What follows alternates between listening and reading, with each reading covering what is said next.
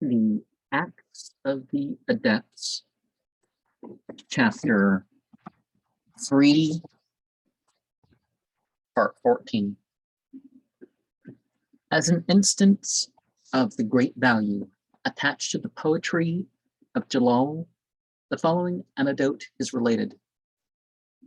Shamsuddin Hindi, Prince of Shiraz, in the province of Fars, southern Persia, wrote a flattering letter to the renowned poet Sheikh Sadi of Shiraz, who lived Al-Hijra 571 to 691,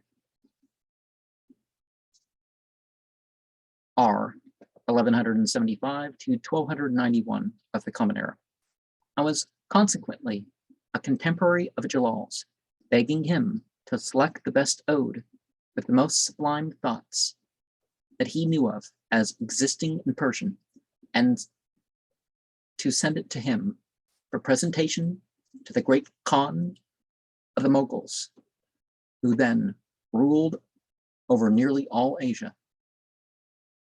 It so happened that the ode by Jalal had just become known at Shiraz, which commences, "Divine love's voice, each instant left and right, is heard to sound. We're bound for heaven to witness our departure, who'll be found."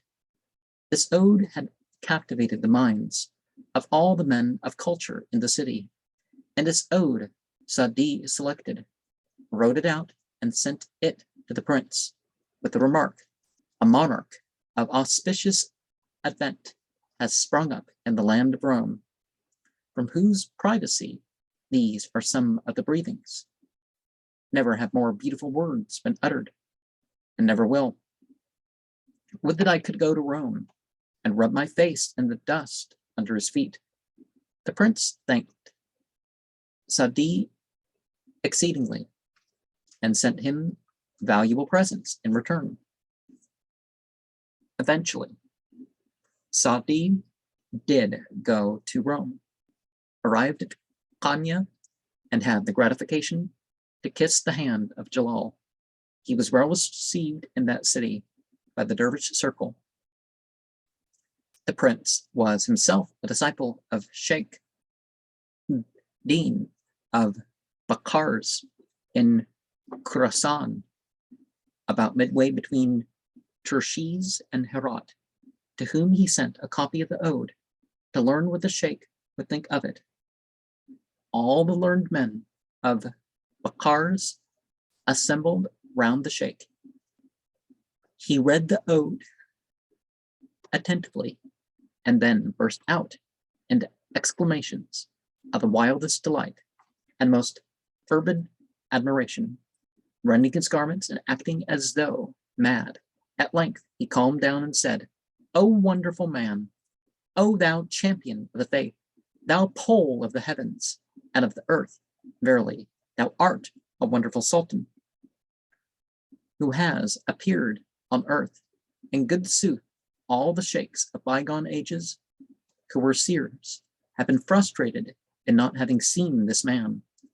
They would have supplicated the Lord of Truth to allow them to meet him, but it was not to be, and this mercy will last until the end of time, as has been sung. A fortune by the men of ancient times in dreams long sought has been vouchsafed to modern men without their efforts caught. One ought to put on iron shoes and take in hand an iron staff, to set out at once and visit the great light. I make it a legacy to all my friends to do so without the least delay, if they have the means and the strength, so as to achieve the happiness and secure the honor of making the acquaintance of this prince, so obtaining the grace and favor of hearing him. His father, Bahabilad, and his ancestors were great sheikhs and most illustrious, their great progenitor having been the first caliph of Abubakr, the glorious confirmer of the truth spoken by the apostle of God. I am myself old and infirm, unequal to the fatigues of travel. Otherwise, I would have walked, not on the soles of my feet, but on the tips of great toes, to visit that eminent man. The Sheikh's eldest son, Muzahiruddin, was there present. To him, the Sheikh addressed himself, saying, "My son, I do hope that thy eyes will behold this sacred visage, and if God so will, convey to him my salutation and my respects." After the death of the old man, his son went to Rome, had the felicity to see Jalal, and presented his father's message. He returned to Bakhars, but it is said that a son of his lies buried at Konya. 15. Oh, well, before I get to 15, Islam teaches that even if you have to go halfway across the world, that sometimes you do that for knowledge. And some of these things that people are saying in these things are obvious exaggerations. But,